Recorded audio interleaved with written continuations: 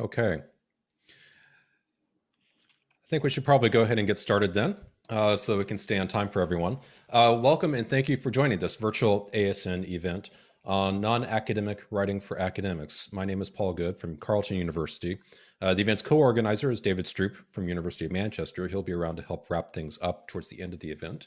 And today we have a very experienced and talented and helpful lineup.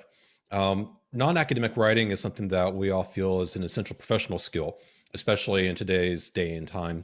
And it's something that often isn't really coached or taught very well, especially, say, at graduate schools, where people tend to be trained more to be academics rather than for speaking to a broader audience. And so we wanted to try to emphasize the kinds of things that people would find practical, that would find useful as they move forward, especially from whatever this new normal is into whatever comes afterwards. And so we have a tremendous lineup today. I'm going to hand things over first to the moderator, Dr. Eleanor Knott from London School of Economics, who will then introduce the participants in today's webinar. So, Ellie? Great, thank you, Paul. So we have Jeremy Druker, who's the Executive Director of Transitions, one of Central and Eastern European's leading media development organizations. And he's the editor-in-chief of TOL's flagship publication, Transitions. We also have Judith Twigg, who is a professor of political science at Virginia Commonwealth University, where she teaches courses on global health, international political economy, and Russian politics.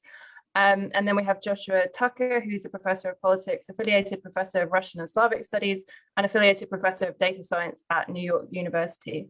Their further bios are going to be posted in the chat. So we're going to start off with Joshua in a second. The panelists are going to speak for about 10 minutes, and then we'll have plenty of time for Q&A after all the panelists have spoken. So please just write the questions that you want to ask in the Q&A function, and then we'll get to those after the panelists have spoken. Yeah, so I'll leave it to Josh to get started. Thank you. Thank you so much for the kind introduction, Ellie. Thanks to Paul and the rest of the ASN for inviting me to be here today. It's a great pleasure to be here and to share a little bit of what I've learned in this area with all of you. So my remarks are going to do the following, which is I'm going to start off with sort of what are things that you can do to prepare yourself and to engage in more public engagement. And also I'm going to talk about particular challenges and opportunities for area specialists, where people with expertise, which I'm going to define here as expertise in foreign countries outside of the country in which you're located. And then finally, I'm going to close with a brief thing at the end with a little bit about writing for the Monkey Cage specifically. I've been one of the authors of the Monkey Cage for over a decade now. This is a blog that was an independent blog aimed at trying to do exactly this, get political science writings into the broader domain, make it available to the public and to policymakers. And I'll talk a little bit about writing for the Monkey Cage specifically today. We were an independent blog. We've been located at the Washington Post for like the last 6 or 7 years at this point. All right, so what are things that you can do to try to get involved with public engagement? So the first thing is to be aware of when your work has broader relevance. And once you think that you are doing research, and some of our research is only going to be of interest to people in the academy, but some of our research may have broader relevance and may be interest to people outside of the academy. So the first thing to do is think about how you can write about your research in places that are accessible to the public. And unfortunately, the American Political Science Review, as much as we might love to dig into it from cover to cover as political science, is not something that's particularly accessible to the public. So that's the first thing. Write about it. Think about where are places where you can write about your research that will be available to the public. The second thing you can reach out to centers that are actually looking for speakers. We tend to think of this world where the only people who ever speak are people who are invited to speak, but it doesn't have to go only in that direction. So you can think about taking the initiative and reaching out to places that are looking for speakers. One of the newer ways, or more recent, I guess not new anymore, is to think about joining conversations on social media. One of the things that we see now, which is a kind of new phenomenon, is the tweet thread about newly published papers. it sounds like it's kind of a silly idea, but actually it can get your research a ton of attention by writing, 8, 9, 10 tweets in a row about when you have newly published articles that link to those articles and those kinds of things. But more generally, you can get involved and join conversations on social media. And when you're participating in these conversations on social media, that can provide you with opportunities to share relevant insights from your research. Another thing is, if you really want your research to be out in the public domain, one thing you can do is be open to talking to reporters. And I put this on this list here because I don't know, I think maybe this has changed and I think this varies across country, but I think this is as much an issue of culture as it is an issue of training. And it certainly is an issue of training. But when I was in graduate school, clearly the message that I got was that, people who talk to reporters were doing it because they wanted to sort of promote themselves, and that somehow this was like unscholarly behavior, and that serious scholars, I know no one ever said any of this explicitly. So this was things that I sort of gleaned implicitly. And so I spent the first part of my career thinking that talking to reporters was something you did when you wanted to promote yourself, but it wasn't necessarily, it wasn't something that you should be doing, and that, you wanted to avoid it when you could. And if people who did it because they liked it. I actually have come around 180 degrees on this and have a totally different attitude about this. And part of this involves being a professor in the United States during the, having lived through the era of Donald Trump here. But I really felt like as I watched and watched my own country, free media coming under attack, I actually began to think of this not as something that people do, to self-aggrandize when you're a scholar, but actually it's an obligation we have, that we get these jobs where we get to spend all this time on doing research. And we have these reporters who are facing these kind of intense pressures. There's intense financial pressures on the whole media at this point in time, but there's also all sorts of political pressures. And I've come to think of this as kind of an obligation, a responsibility, something we really should be doing, that when we can help the free press exercising its role as a free press, this is something important that we can do. But this is also another way to get your research out into the public domain. Another thing we need to do is that we need to show the value of our work to others. And it's interesting because I think when people think about science, natural sciences like the corona, let's talk about COVID-19, no one would ever think twice of saying, well, if I really want to know what's going on with COVID-19, with the virus, I want to talk to a scientist who works on this, right? But the weird thing about working in the political realm is there are all these other people whose careers are in the political realm, starting with politicians themselves, but also this kind of huge punditry media ecosystem. And so what you have to realize is that when we don't talk about our research, there are lots of other people who know much less about our subject, what we're studying, who are going to be happy to pontificate on it, because there's a whole ecosystem, an environmental, economic, ecosystem around that. So it's really important to be out there showing the value. For people who are scholars on this call who are in the United States and some who are a little bit older, the National Science Foundation periodically tries to eliminate funding for political science. So it's really important to think about what is the value of our work and what's the value of what we're doing for the larger public conversation. Okay, so now let's dive in a little bit more specifically about this idea about writing about your work. So the key piece of advice that I want to put out here is that if you want to write about your work in a public forum, you need to begin to learn to write in a style that can be read by non-academics. And I want to be clear about this. This is a learned skill. I mean, for some people, it may come fairly naturally, but again, we are incentivized into all sorts of different things in the academy. And one of which is to write and speak and talk in a particular way, which I'll call the jargon approach to this, where you use jargon, which will, because it shows that you've learned what you were supposed to learn in graduate school. It shows that you're one of the club because you know how to use all these words. And yes, there are words associated with quantitative research, but trust me, there's words associated with qualitative research. There's jargon associated with being specialists in particular countries. If you are wanting to write for the public, one of the most important things you have to do is learn to set all that aside, right? You want to not be using, and this is hard because you've been trained to use these words as a sort of subconscious signaling method that you understand the scientific method, that you can be here because you've learned these things, but now you have to sort of turn that off. And a much stronger thing, especially when we get into the area studies, is you want to avoid assuming background knowledge. This may be one of the most read posts we've ever had in the monkey cage. And what we posted here was, this was research by scholars. And what you see here is a map. And the question that these dots are answering is, where in the world is Ukraine, right? So these are answers from a US survey of where people placed Ukraine on a map in 2014. So be really, really careful. You can never overestimate how little people who are potential audiences for your writing actually know about your topic. So first off is learn to write in a style that can be read by non-academics. The second thing is think about the application of your research to topical issues. What are you doing that speaks to what's going on in the world right now? Are you an expert on Armenia? Well, people are may want to know a lot about Armenia in the next 24 to 48 hours, right? This I'm cribbing from a similar comment that I heard from Dan Dresner, who's a political scientist at Tufts and a columnist at the Washington Post. You know, he has always made the suggestion, if you're looking for things to write about, think about things that are known in the academy that are unknown to policymakers, right? That's a fruitful subject of areas to write about. So just the same way that everything always has to be novel in academic publications, writing for non-academic audiences, actually mining things that are not novel but are not widely known may be very valuable. Take initiative, right? Again, we are sort of socialized to think that these things kind of come to us, but if you really want to do this, if it's important for you, there are lots of things you can do to take initiative. So for example, one thing I didn't know, lots of universities have resources to help you write op-eds. The first time I tried to write an op-ed, I just wrote something and sent it to the New York Times. It got rejected. Later on, I discovered that there are university resources who can help you. They may have contacts at newspapers. They may also be able to help you with your writing. You don't have to start things from scratch. Like there's lots of interesting academic blogs out there that you can write guest posts for. And I'll talk about the monkey cage in a second. You know, you can start your own academic blog if you want to do that. If there's a subject that you have expertise in and people aren't writing about it, these days the line between an academic blog and a web page has gotten kind of blurred. So in some ways it's even easier to start doing some dipping your toe into this without having to set up a sort of whole blog. You can just have a kind of post section on your own website. You know, in general, you may want to think about taking outside the box opportunities, right?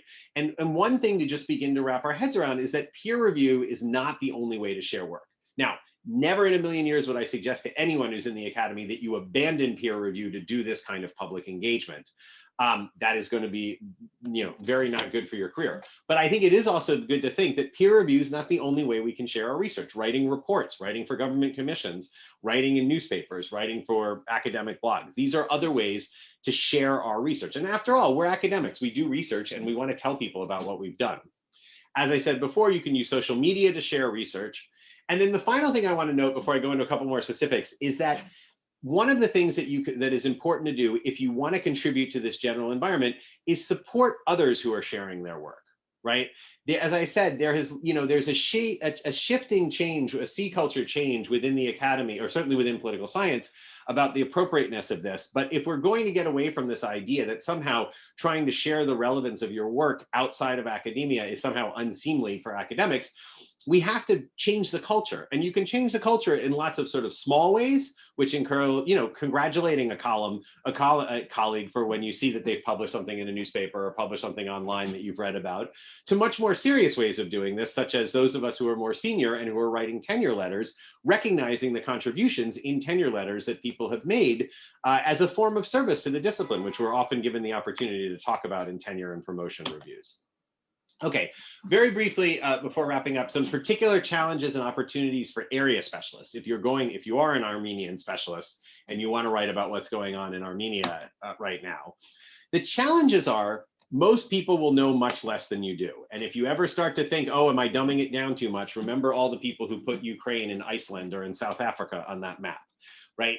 You have spent years of your life developing expertise in what you're going to write about. Most people haven't put any thought to it, especially if you're in the United States writing about things that are going on in the former Soviet Union, for example.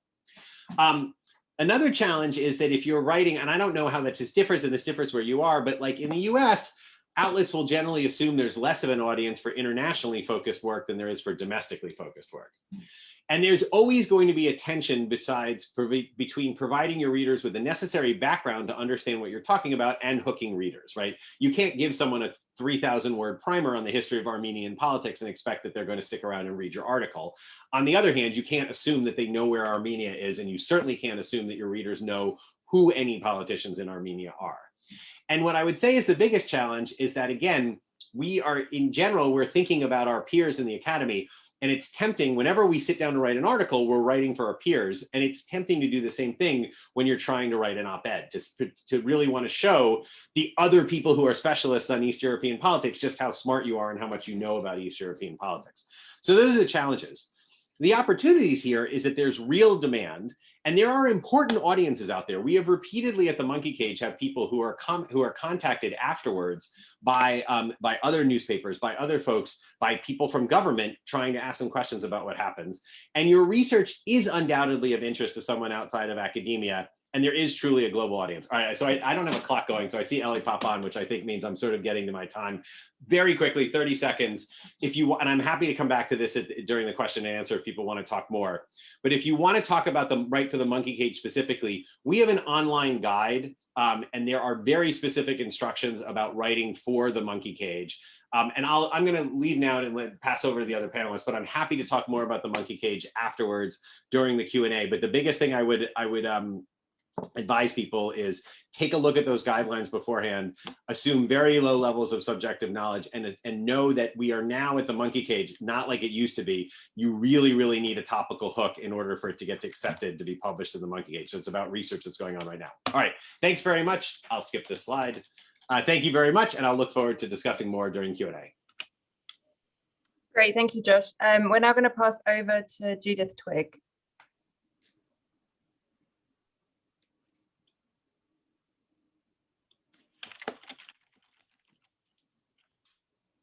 Thanks very much, Ellie, and thanks, Josh. I think there's a nice segue here. I'll just pick up on some of the details that were on your last slide and elaborate on those a little bit.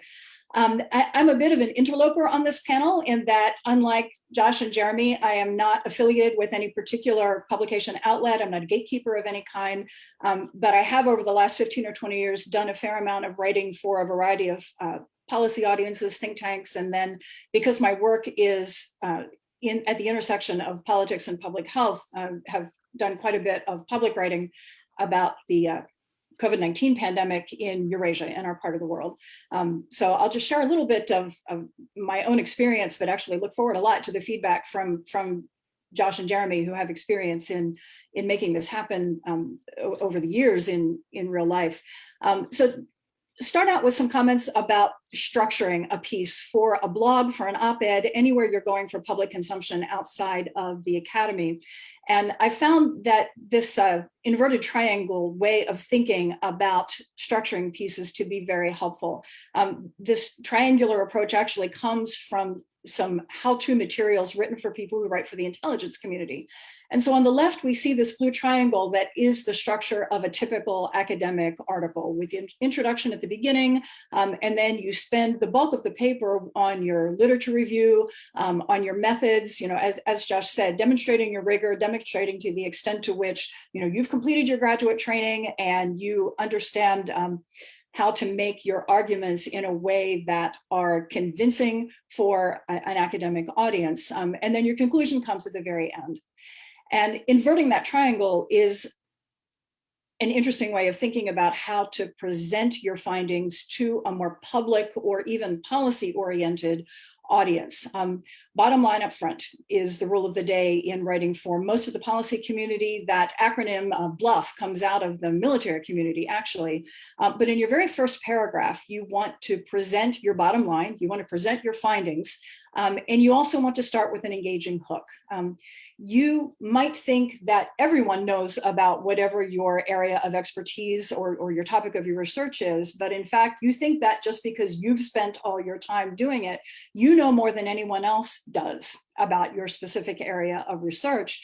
You have unique experience, you have unique insight, you have a voice, a unique voice that you can bring to a presentation of your work to a non-academic audience. And your challenge in the very first paragraph, in the very, certainly by the end of the second or third paragraph in your introductory material, is to make the reader want to continue past the first paragraph by presenting your findings right up front, presenting a topical hook or a story of some kind, a short anecdote, some reason for the writer or for the reader to want to continue looking at what you've written.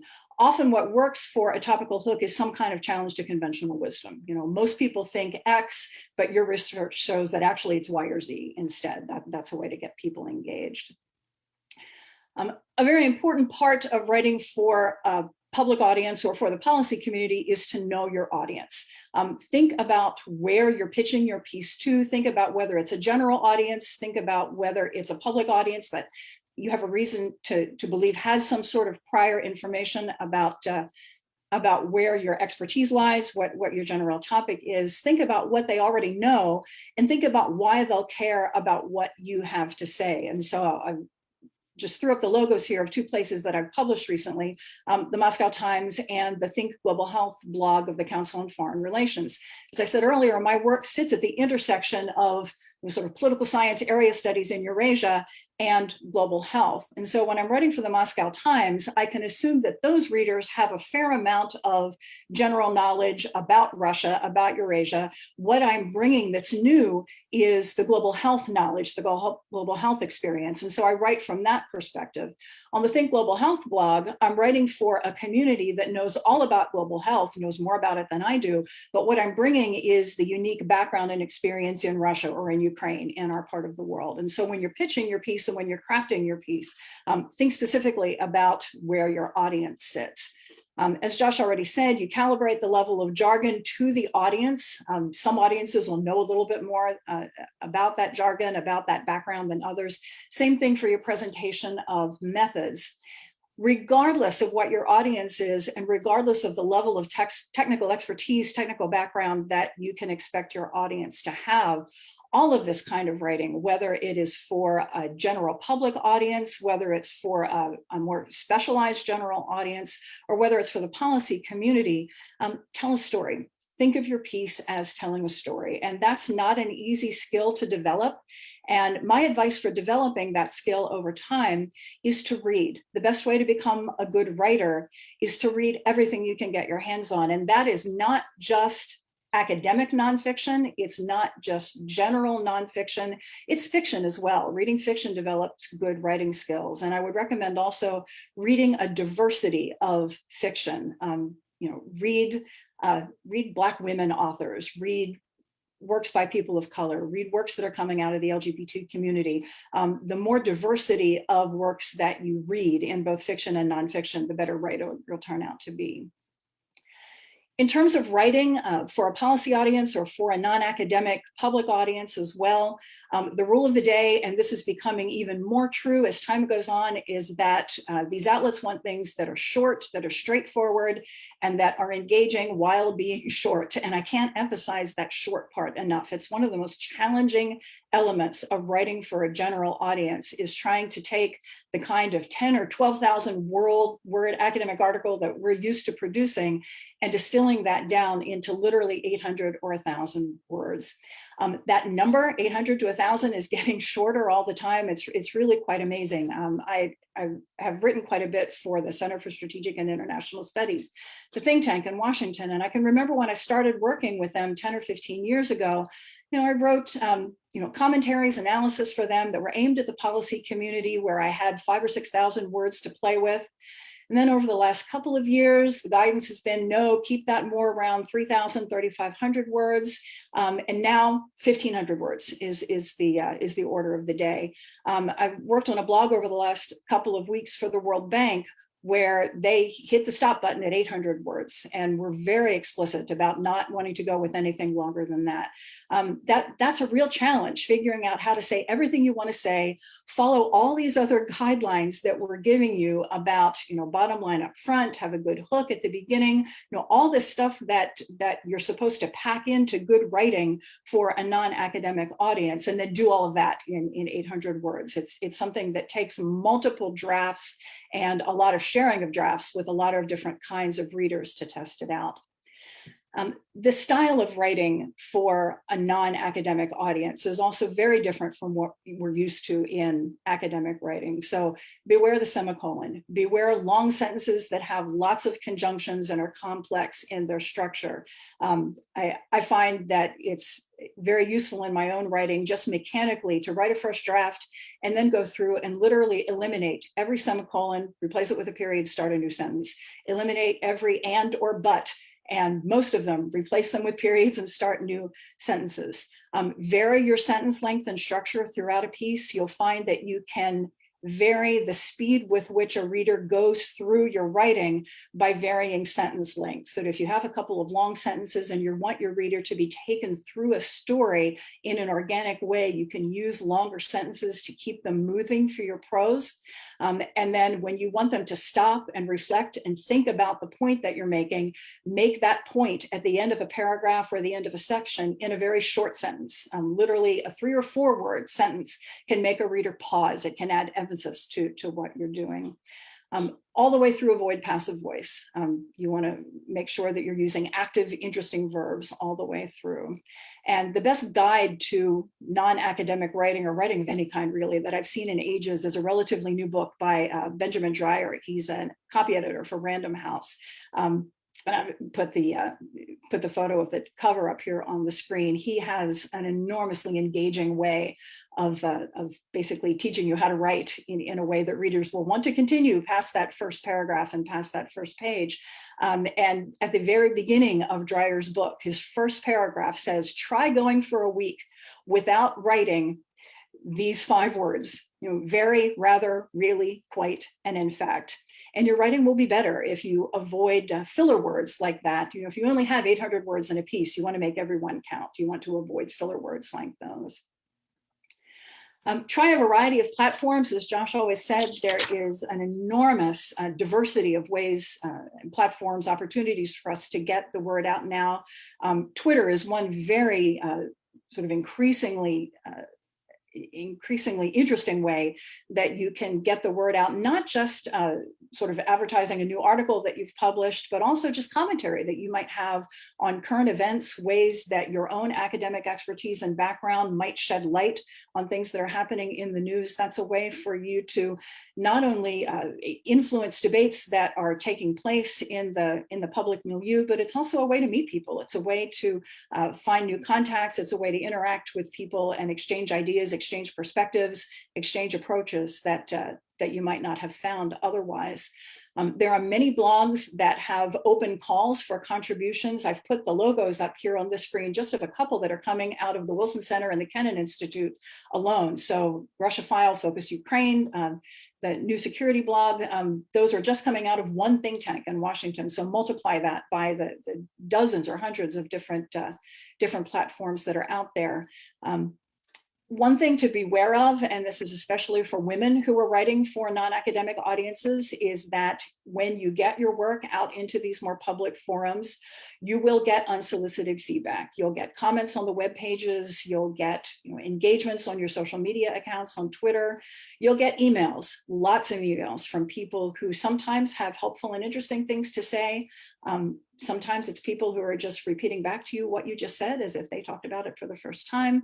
And often you'll find some very unpleasant kinds of feedback and interactions. And so anticipate that, realize that delete button is there, and you don't have to engage with all of the kinds of unwelcome feedback that you might encounter.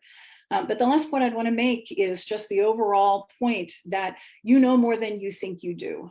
That again, we all sit in our own little corners of our academic world, and we immerse ourselves so much in our own areas of specialization. Sometimes it's easy for us to forget that in our own little academic corners of the world, we know more than anybody else about the particular thing that we're studying. And that, as Josh said, it's not just an opportunity, but in some senses, there's almost an obligation professionally for us to share that with the policy community and with general audiences, with the journalistic community, so that we can use the skills and the experience and the findings that we've developed to move public conversations forward.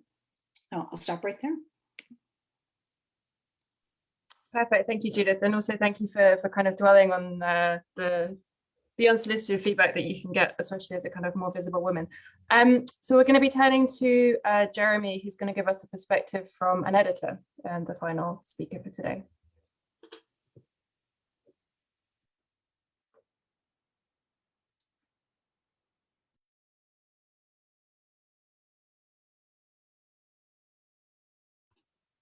Okay, thank you very much. I'm very happy to be here. Thanks to ASN. It's going to be a little tough to offer too much new because I agree very strongly with what Josh and Judith have been saying, but I'm going to talk a little bit more about the perspective as an editor. I am an adjunct professor here in Prague at NYU, but today I'm really gonna have my editor's hat on and just tell you about pitching, and from the perspective of someone who's received pitches, both bad and good, over the last 2 decades or so. So first, just very little bit about my publication. Some of you, I hope, have heard of us. We've been around since 1999 in this format. Earlier than that, we were a print magazine, a joint venture between Radio for Europe and the Soros Foundation. We've been strictly online though since 1999. I've published about 25,000 articles and going about Central and Eastern Europe and Eurasia, a mix of news, features, opinions, analysis. We try to feature a lot of local journalists and local contributors, but also mix it up with foreign academics and other experts. And then on top of that, we do a lot of training, a lot of journalism training. We run a lot of free press projects across Central and Eastern Europe, and also a crowdfunding site for journalism, which is called Press Start. So just to get into pitching, but before you even write the email, I wanted to mention a few things. Some of these, I believe Josh and especially Judith already mentioned, but just to reemphasize, these are things you should really think about before you even sit down to write that email. So is it better to aim for a niche publication with your story, or is it best to aim for more of a general audience publication? Does that publication have a geographical or topical focus? Some of these questions might sound kind of silly, but you would be surprised. We, as I said before, we focus only on Central and Eastern Europe, and yet we get pitches from countries around the world, almost as if people have not even looked at the website or the publication. So that happens quite a lot. You should also take a look about submission guidelines. I think that's already been mentioned, but again, you will save a lot of your time and an editor's time if you look and see, are there instructions on submitting? Are there specific editors listed? It will work a lot more smoothly if you see those guidelines are already there. And then try to take a look at the recent history. Has the publication already put out something quite similar to what you want to pitch? Because also that can save you time, save the editor's time.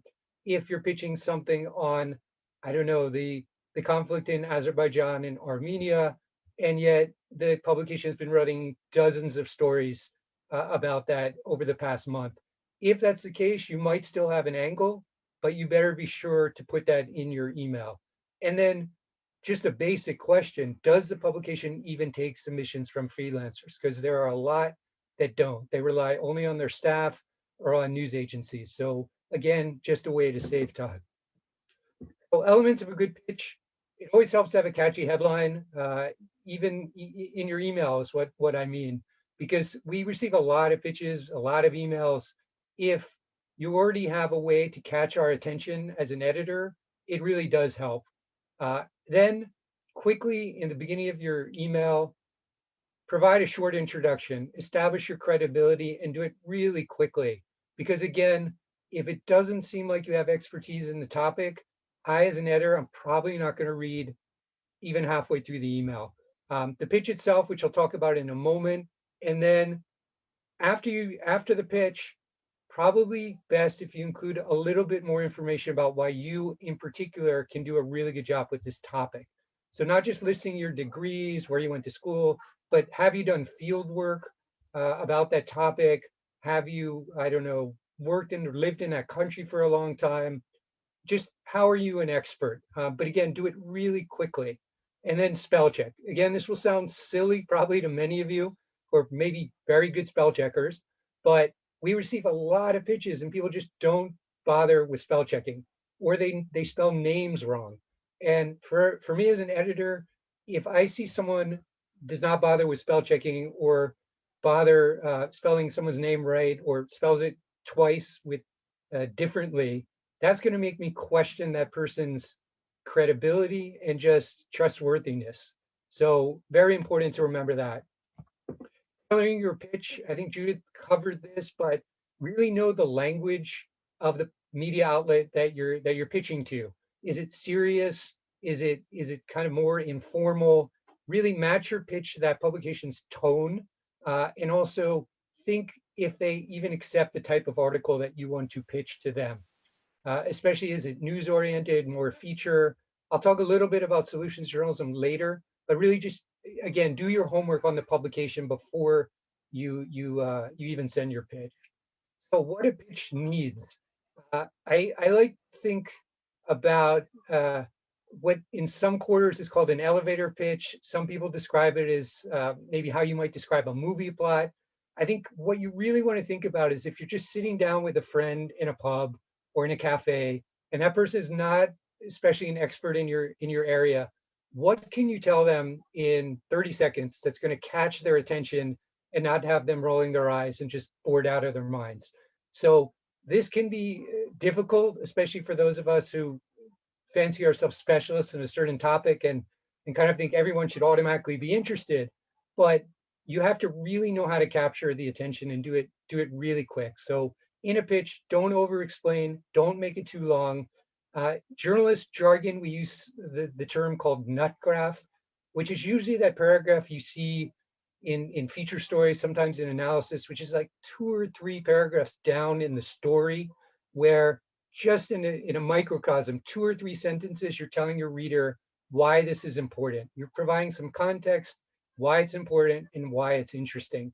As an editor receiving a lot of pitches, I really want to see your credibility, and I want to see a really good nut graph, or at least just a couple sentences which give me a really good idea of why I should be running this story. And again, a lot of that comes to your special angle and why readers should care, and also the context and timing. Why now? Another bit of journalist jargon, news peg. So it doesn't always have to be there, but for us in most publications, it sounds like also for the monkey cage, you have to think of a connection to a topical event. Why run the story now? So just a couple warnings. Not a good idea to pitch to multiple publications at the same time. It's very frustrating as an editor to get a great pitch, be really excited about the story, accept it, and then find out that the person who's pitched the story has already agreed with another publication. If that happens, frankly, I'm probably not going to even look at another pitch from that person again. It's just bad practice to do that. Harassing editors, it's definitely okay to check in, but you don't want to be emailing every day if they got your pitch, have they made up their mind yet? But you can check in, no problem. Send a pitch, check in a week later or whatever it might be. Calling editors also not a great piece of advice to do that. Again, okay to send a follow-up email, but you probably don't want to get on the phone and interrupt someone in their day to see if they've read your email. Here's just some good advice. Probably not going to read the whole quote here, but a very common mistake is when people pitch a topic and not a story. So I know for some people those might be interchangeable, but what I'm talking about, and it says here, you don't want to just say, I'd love to write a story for you about the Ukrainian election. You really want, what's the story behind it that you're pitching? What is your particular bit of expertise that can tell something beyond just there's an election here, a war here, and so on.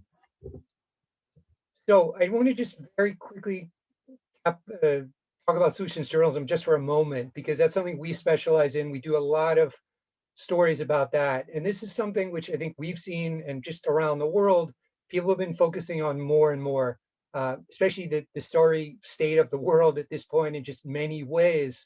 A lot of people are just getting more and more depressed about always reading about problems. So problems are important. Doing things like investigative journalism are definitely essential to a democracy, but it is also uplifting to people when they can read about solutions or responses that are actually working. So I know we're very interested in those types of stories. Others are as well. I'm sure many of you are working in subjects that lend itself to that kind of approach.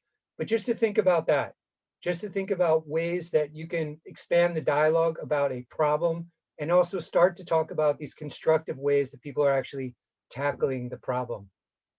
So that's it. I guess I finished up maybe a little shorter than my allotted time, but I would really encourage people to pitch us as well.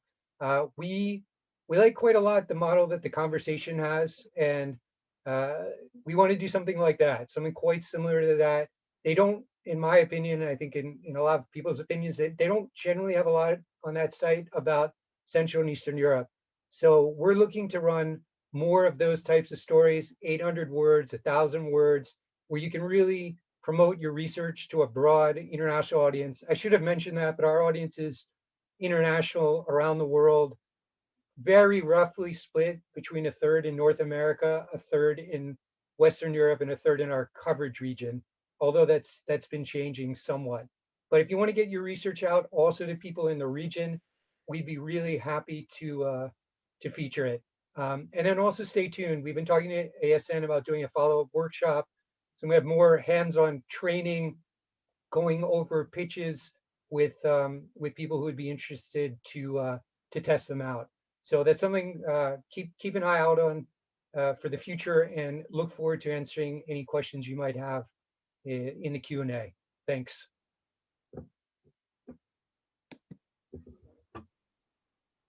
Great, thank you, Jeremy. So we already have some great questions in the Q&A, which I'll get to in a second, but just as a reminder to ask your questions, please, in the Q&A function. Just makes my life easier, so I don't have to also be reading the chat. So I wanted to get started with a first question, which I'm also going to tag on my own question, which is about why or whether there should be a difference between non-academic and academic writing, given that both kind of require clear and rational expression and have to follow the preferences in readers and their communication preferences. I wanted to tag on whether you think that there can also be any benefit for academic writing through kind of engaging in non-academic writing, whether it kind of has peripheral benefits beyond just engaging in the public sphere and showing your research relevance, whether it can also kind of contribute to you as a scholar and an academic writer as well, if anyone wants to get started. That question.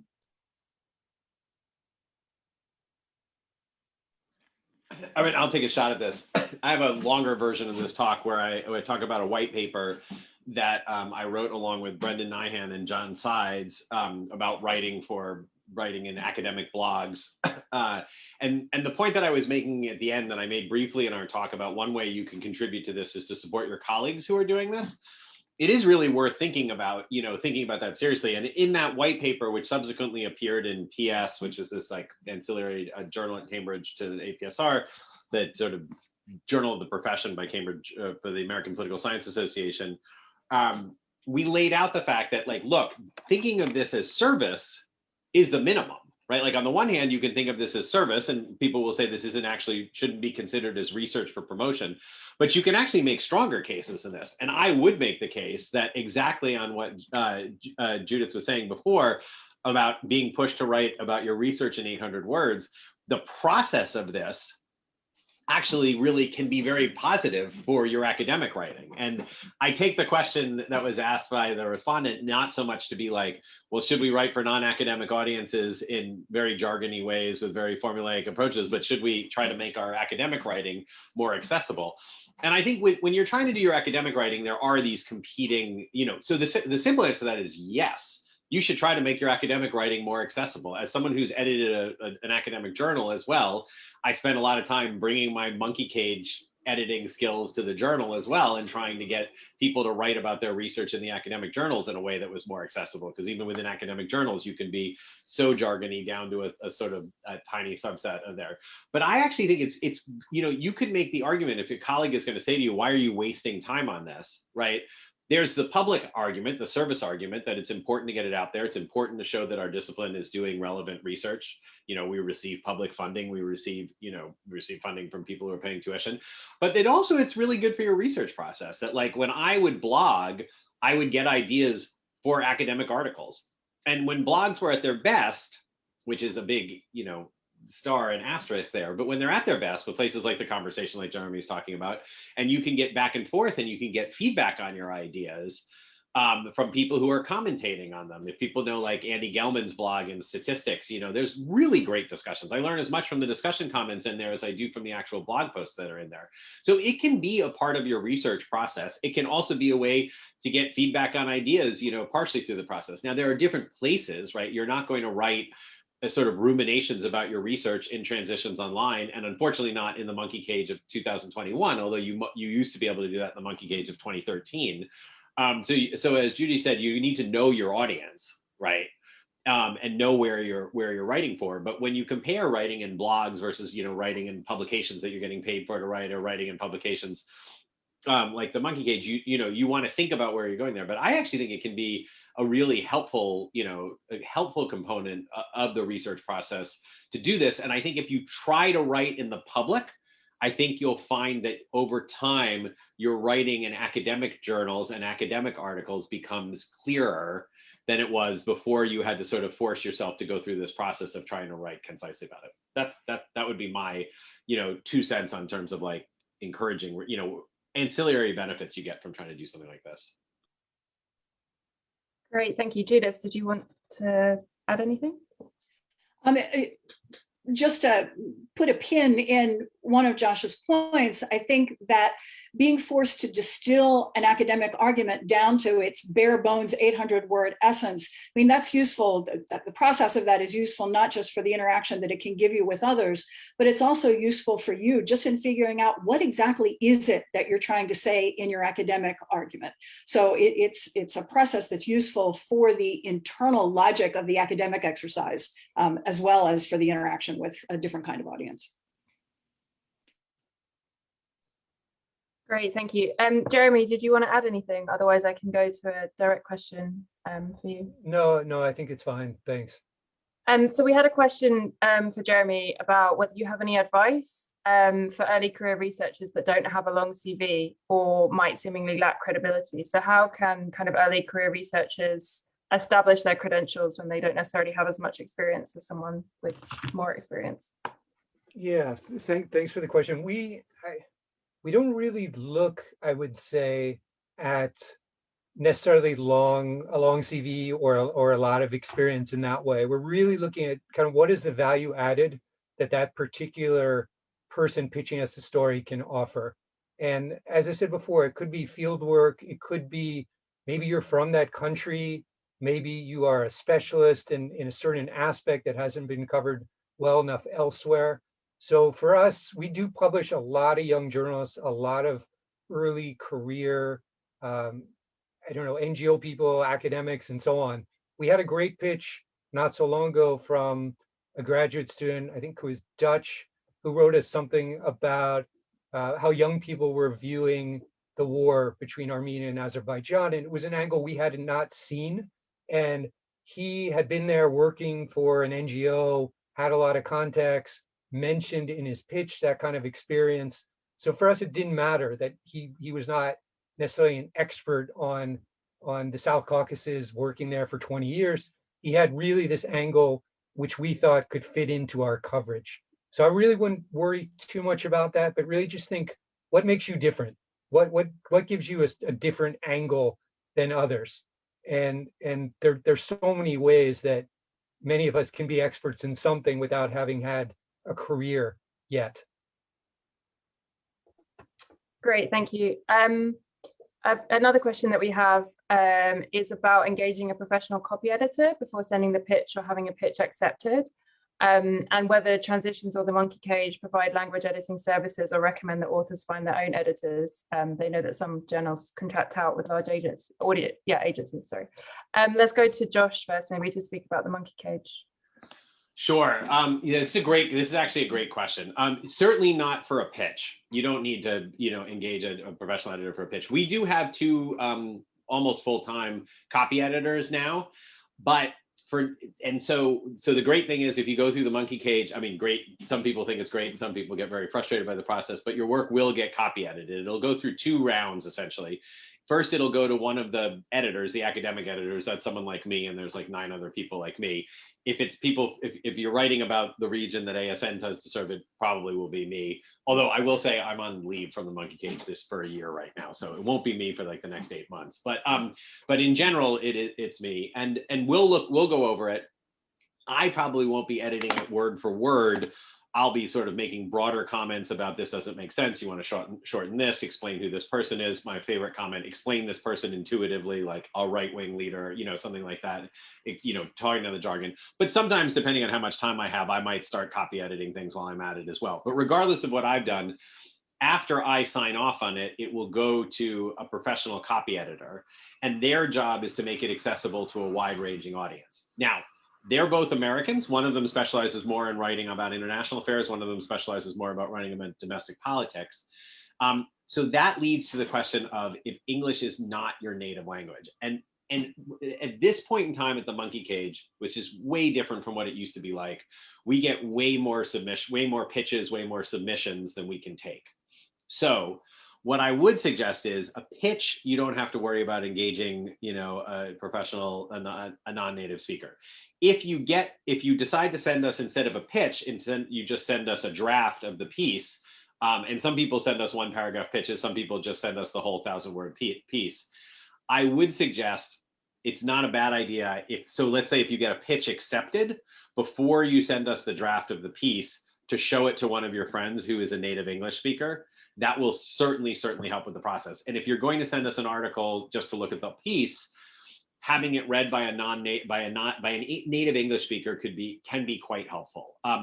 It's not a prerequisite, but I sometimes will in the editing process, because our editors are so slammed, they can't be taking someone whose English skills are not strong and rewriting the piece in better English. What they do is they take people whose English skills are strong and they rewrite it so that it appeals to a general audience as opposed to appealing just to other academics. But if so I will definitely say to some people at some point, I'm like, okay, this looks good. The basic outline is here. Before I start giving you more specific feedback on this, I need you to show it to an English language speaker. I would never, for the Monkey Cage, spend money on anything because you have no idea if we're going to run it or not. So I wouldn't spend money on hiring someone to help you prep something that you were going to send ahead of time, but sending to a friend whose English is better than yours, or or ideally a native English speaker at some point in the process, it can be helpful, and actually in some cases will be needed. Great, thank you. I think that's really useful. Jeremy, maybe you can speak a bit about transitions and the copy editing process and expectations. Yeah, I would mostly just repeat what Josh just said. I think for a pitch, absolutely not necessary. I was actually going to say before you mentioned it, giving it to a friend, I think is really helpful, and not bothering to pay for expensive English editing services. For us, I think we're a little different because, as I said before, we're also a training organization. So we're quite familiar with working with non-native speakers and kind of see that as part of our job. But that said, it is really helpful if we get cleaner copies simply because you've had a friend or a colleague look it over beforehand. And the easier the process is the first time, the more likely we're going to run stories from you the next time. So I think that anything that can help the process, because we're a pretty small organization, but similar to as Josh said, we do have 2 editors always look at something before it goes up. So it does eliminate a lot of time if something comes in cleaner. And then the last point I would make is one reason I do quite like the conversation approach is that they are really strictly, I think, I'm not sure, but sticking to that kind of 800-word length.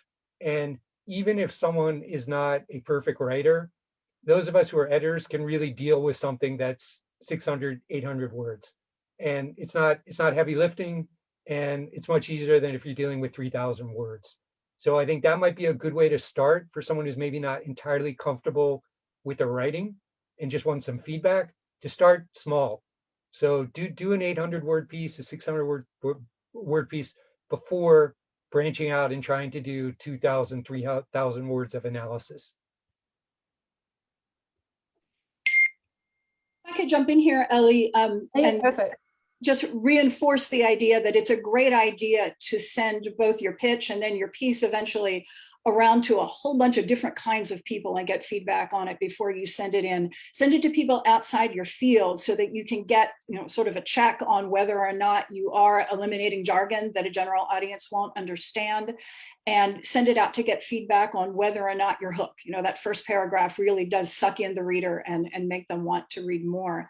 A related topic is, for many publications, the extent to which you'll go through a fact-checking process, which can be really pretty intense after you've sent in a piece. I had an op-ed in the New York Times back in the fall, and I naively thought that I would send in the piece and it would go through a couple of copy editors and it would get published within a couple of days. And in fact, it went through weeks worth of intense fact checking. And you understand why a publication like the Times does this, but it wasn't something that I, in my inexperience, was expecting. So that's something to buckle up for as you publish in that kind of outlet.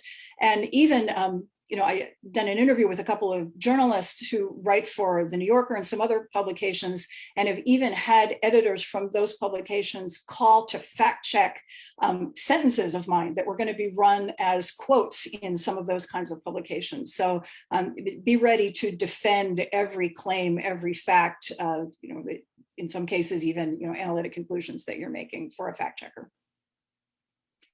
Great, yeah, that's a really important point. Judith, I also wanted to ask you a question. I mean, kind of going back to this idea of complementarity between non-academic writing and academic writing, and whether, I don't know, what were some additional resources that you might recommend to a student or that you found really useful in terms of developing this non-academic writing craft? So, I mean, I noted down the Dryer book. I think that would be really useful, but if you have any other recommendations or kind of tips on developing that. I'll just go back to the point that I made in the initial presentation, and that's to read. If you aspire to do a certain kind of writing for a certain kind of audience, then read as much as you can of the kind of products that are already out there. Get a sense of what the flavor of the writing is, what the style of writing is, and don't be afraid to contact people who have published things that you think are great. People like to talk about themselves and they like to talk about their writing. And so it's not at all out of bounds to get in touch with folks whose work you admire to get pointers on how you might adapt your style to emulate what they've done. Great, thanks. Any other resources or tips from the other panelists? We'll go straight to the next question. Perfect. So we have a question on the emphasis of research being on kind of theoretical motivation and being theoretically informed. What is your take on kind of summarizing or discussing the theoretical background in a non-academic piece? Should it be avoided? Should it kind of engage theoretically? I don't know, Josh, if you want to get started on this question. Thank you. Sure. I mean, I can speak for the monkey cage specifically. Like, as Jeremy was saying, we now have almost a hard fast rule in the monkey cage that it has to be on a topical subject, just because we get so many pitches at this point in time. So the starting line for pitching the monkey cage is, what do you have to say about something that's in the news right now? And so that's where you're going to start. Here's this thing that's happening in the news. And then we want to have, as Judith said before, the main point by the end of that introduction section. Like, we have the monkey cage now has a situation where, as a setup, where we use bolded subheadings. So we break it down, which helps the reader understand the key points you're trying to make. And as Judith was saying before, I mean, it actually followed very nicely, like short, like 2 to 3 sentence paragraphs, short, punchy sentences that quickly get your point across to the reader, and which doesn't leave a ton of room for kind of nuance and long winding introspection about, theoretical advancement and this sort of thing. We also want that, like, by the end, before you get to that first bolded subheading, so like by the third paragraph, ideally the second paragraph, you have the main point of the story. This is what I think Judith or Jeremy said, like, you've got to convince, the idea here is that short attention span, people are scrolling on their phones. You want to convince people really quickly that they want to read the rest of your article. And the way you do that is by telling them what they're going to learn from reading the rest of your article. And then they say, oh, I want to see how they came to that conclusion. So all that being said is, no, not in the sense that we're used to thinking about generating theoretical arguments, right? Like, the monkey cage, unfortunately, in its current version, is not really going to take a piece that's like, I have this new way of thinking about bounded rationality that I think is going to improve theorizing in the future, right? Like, that being said, you know, what you're trying to do in an argument is you're trying to say, here's something about the world, here's an explanation I have for this thing that's going on in the world, and here's the evidence I have for that explanation.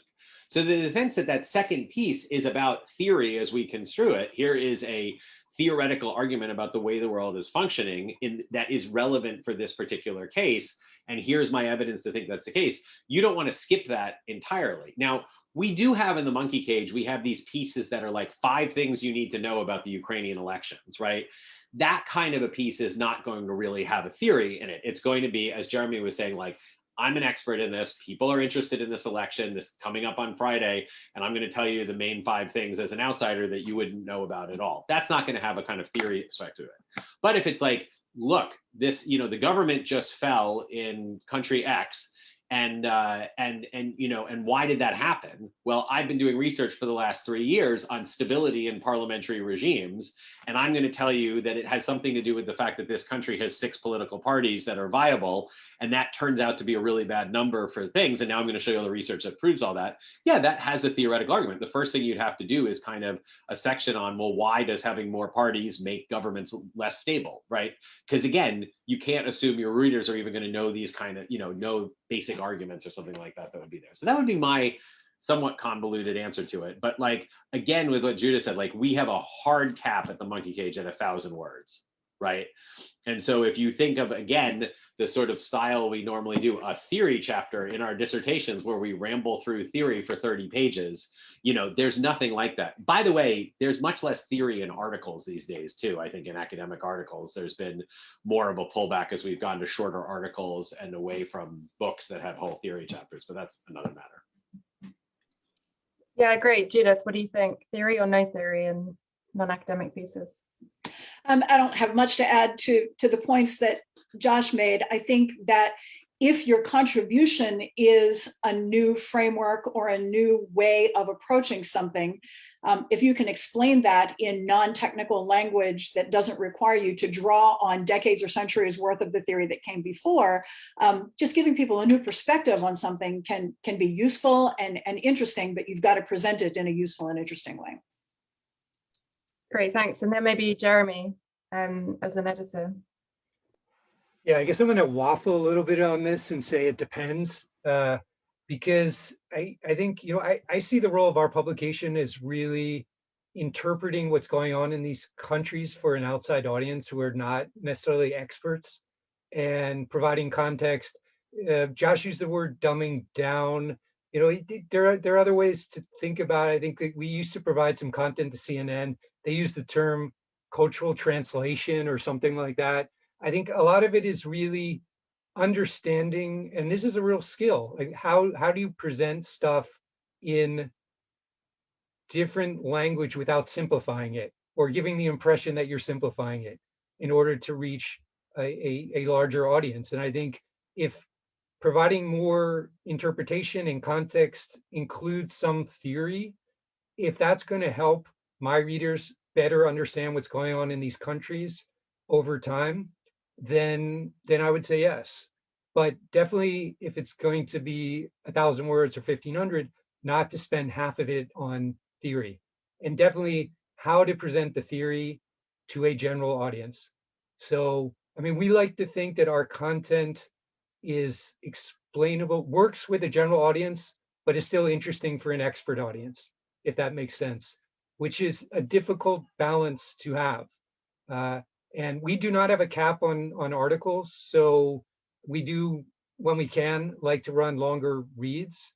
So there might be a little more flexibility. But like I said, I mean, it really comes down to, is it helping people better understand the issues on the ground? If it is, okay. If not, and it's more kind of showing off the theories you know, then we would probably edit those parts out.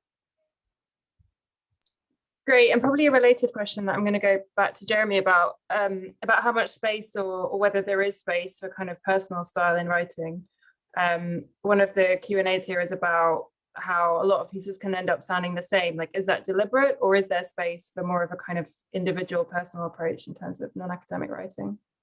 Yeah, I think definitely. We're going to try to do more of that, and we do give people some room. I would say when the story makes sense. I mean, if they're writing in a personal voice, we generally will not have people writing, "I did this, I researched that." But if they're a player in the story for some reason, or we had someone recently who went out to visit a Roma settlement in Georgia, and just the way the story was written, it worked by having more of a personal voice. We approached the Romo sound. This is the people we're looking at like this. We reacted like this.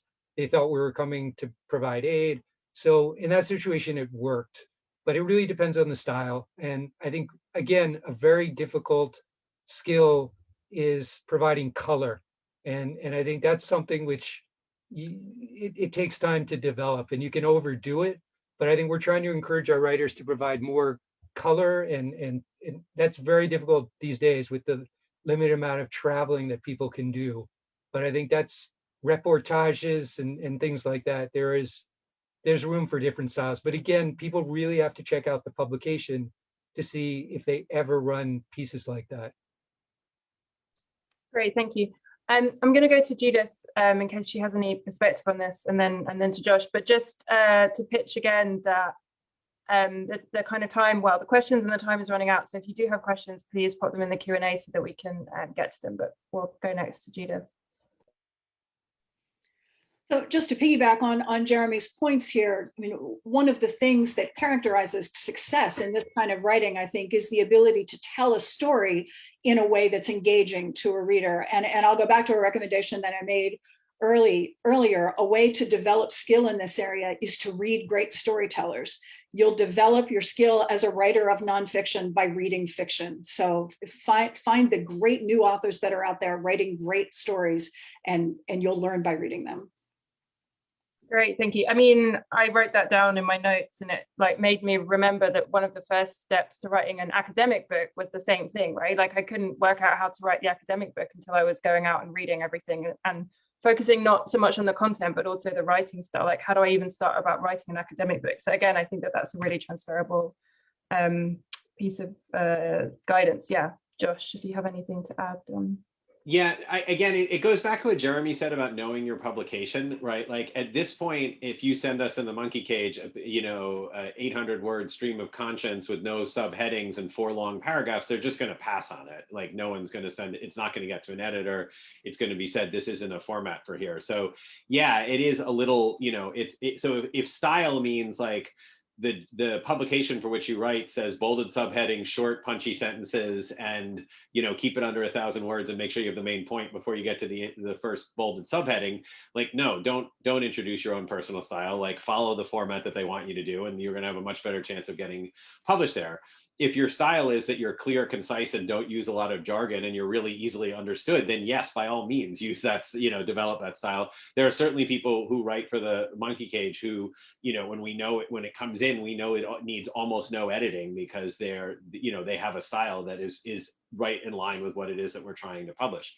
In terms of this question though about your voice, right, there's a lot of different ways of thinking about your voice and how your voice is going to be in the academic conversation. And in that sense, I think like to the extent that voice can become brand, there are some really good examples of this. Like there's some great, biostatisticians who I've started following during the pandemic on Twitter, because I just really like a couple of young women who I really like the way that they talk about these studies when they come out, and the way that the approach that they have. And like, to the extent that they've developed a brand of like good, clear, concise commentary that's available, and that they repeatedly comment on studies when they come out to develop the brand, that I think can in that sense of personal style can be valuable. If you become known as the go-to person on X, and when X happens in the world, like Nana Hall Singh, who's like become the go-to person on coups. Like when there's a coup in the world, Nana Hall Singh will tweet something about it, and he'll usually end up being interviewed somewhere, and maybe he'll write something for the monkey cage or write something for the LSE blog or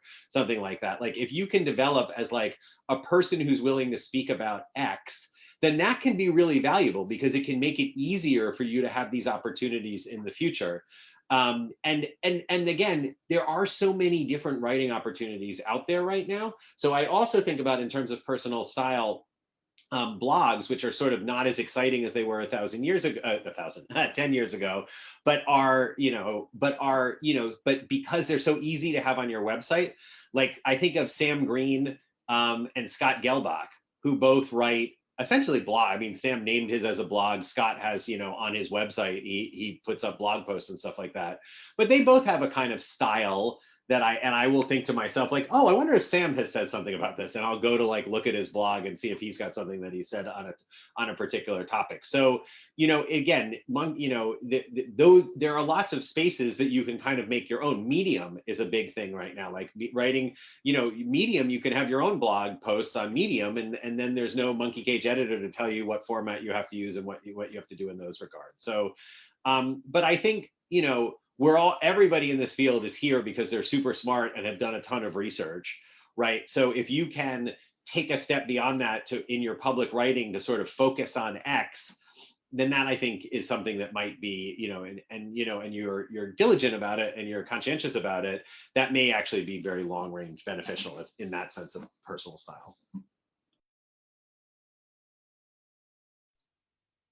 Great, thank you.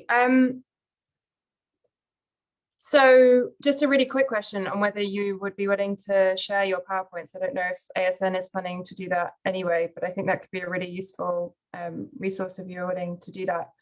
And then also just some closing remarks, whether there were kind of things that you didn't get time to discuss in your presentations or anything kind of responding to what others have said. Let's go to Josh if there was anything further that you wanted to add.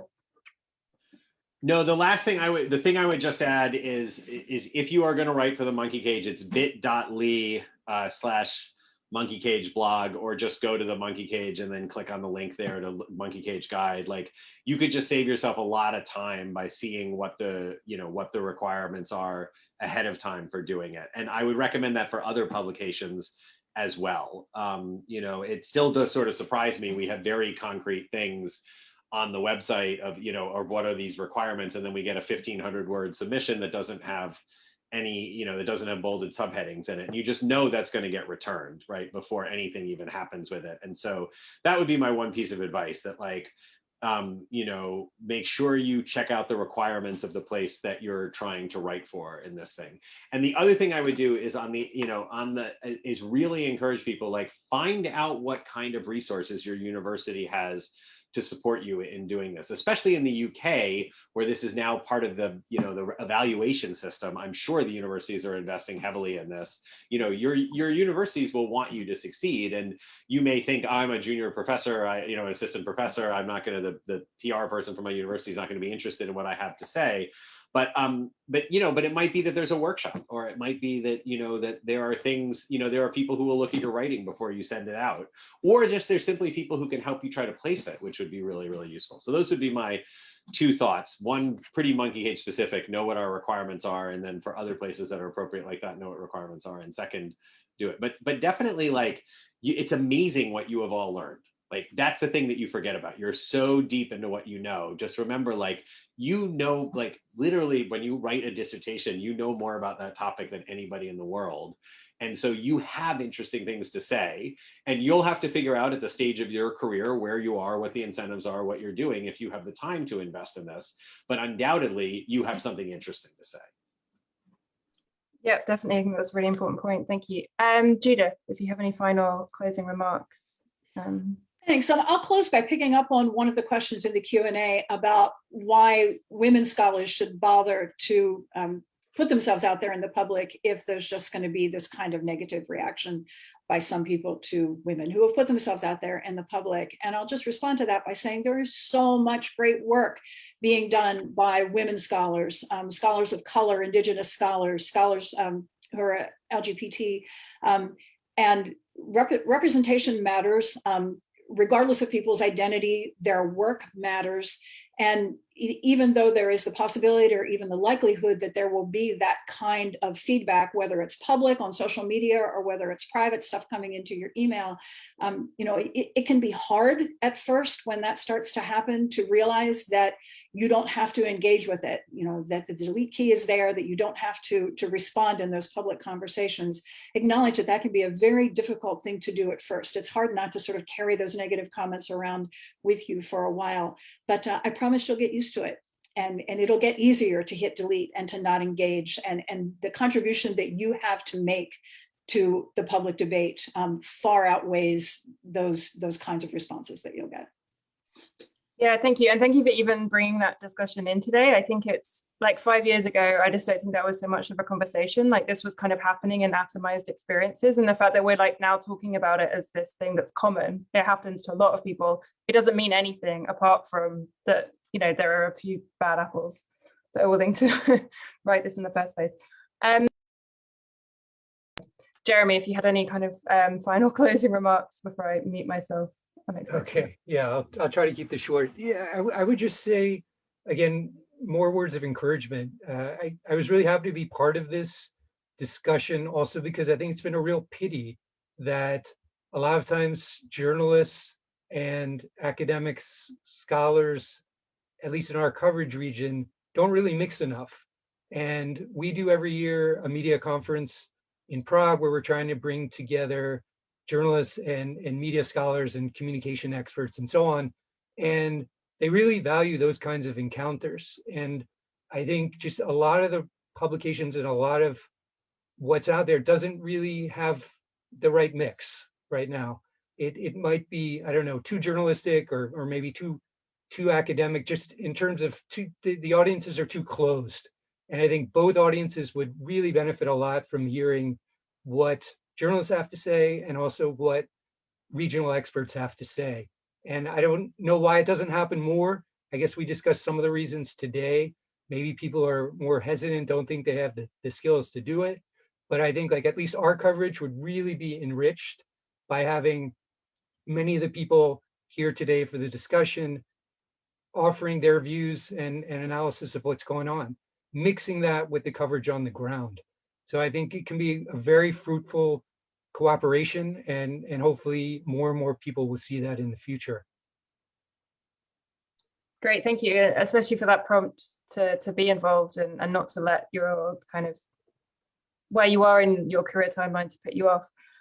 Thank you so much to Virtual ASN for hosting and organizing this event, especially to David Stroop and Paul Good. And thank you to all the panelists. This is kind of my own personal thanks. I think like it's been really interesting, like your different and complementary perspectives. So thanks so much for taking the time and for Virtual ASN allowing us to have this transnational experience. But I will hand over to David for the final comments words. Thank you, Ellie, and thanks again to Joshua, Judith, and Jeremy for all of your comments. This has been a really fantastic, wonderfully informative session for all of us. It's given a lot of us to think about. So thank you on behalf of both myself, my co-organizer, Paul Good, and Virtual ASN. And thanks to everyone who joined us today. A reminder that if you enjoyed our content and are looking for more stimulating, fascinating conversations from Virtual ASN, you can follow us on our Twitter and Facebook accounts and be on the lookout for future content coming to you live in March. So thank you, everybody, and have a great evening.